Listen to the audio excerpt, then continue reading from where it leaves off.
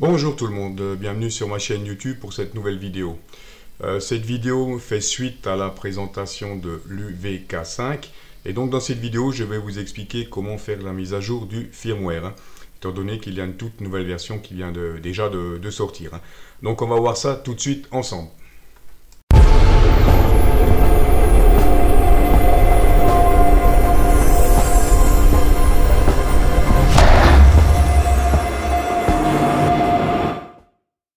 Voilà, donc on est parti pour les explications concernant la mise à jour du logiciel de l'UVK5.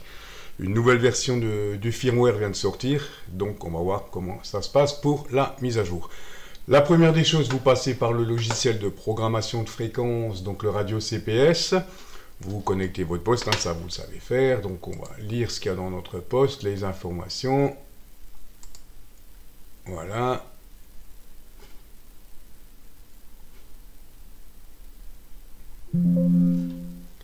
Ok, et là on va tout simplement cliquer sur base info pour avoir les infos de notre poste.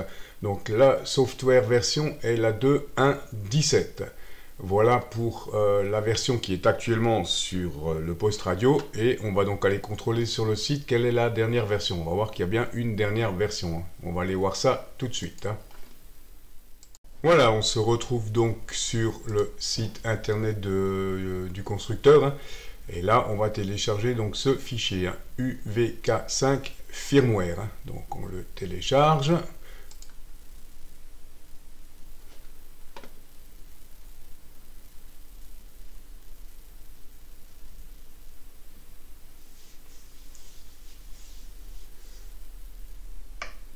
Voilà. On va dézipper notre archive zip. Alors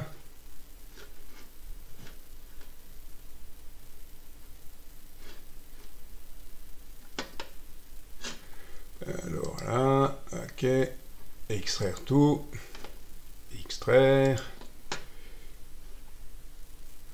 Voilà, donc là, on aura donc ce répertoire, voilà.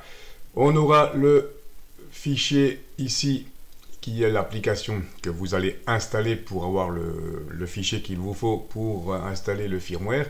Et là, en version binaire, c'est le fichier qu'il vous faudra transférer dans le poste, hein. Donc, première étape, vous faites l'installation de votre logiciel ici.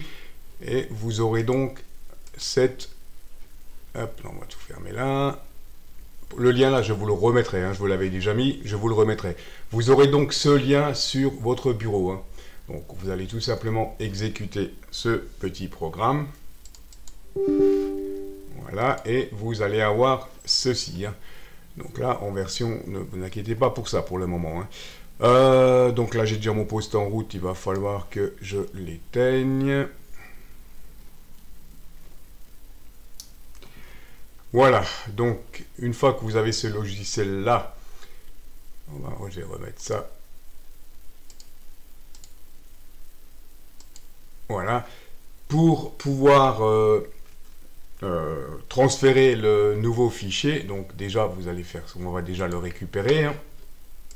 Hop, donc on va se connecter sur le COM qui est le COM 9, on fait connect, voilà, et je vais récupérer mon fichier binaire donc que je vous ai parlé tout à l'heure, qui est là. Voilà, maintenant je vais appuyer sur la touche PTT. Voilà, et allumer mon poste. La lampe là au-dessus s'allume, ce qui veut dire qu'on est prêt à flasher notre logiciel. Donc on suffit de cliquer ici sur les trois petits points. Pardon, sur ici. Voilà, et le flashage, comme on le voit, ça clignote et on est bien en train de flasher le nouveau firmware, hein. Vous voyez, c'est vraiment pas compliqué, hein, de faire la mise à jour de ce petit poste, hein.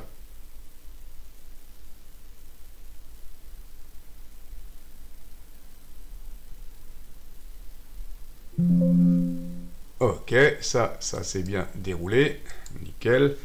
Donc je vais contrôler quand même, le poste est bien en route. Donc je vais relancer le logiciel ici, oui. Voilà, donc je me connecte de nouveau sur le COM9, je récupère mes données. Et donc tout à l'heure on avait vu qu'on était à la version 2.27 me semble-t-il, ou 2.07. Voilà, et là si on va sur base info,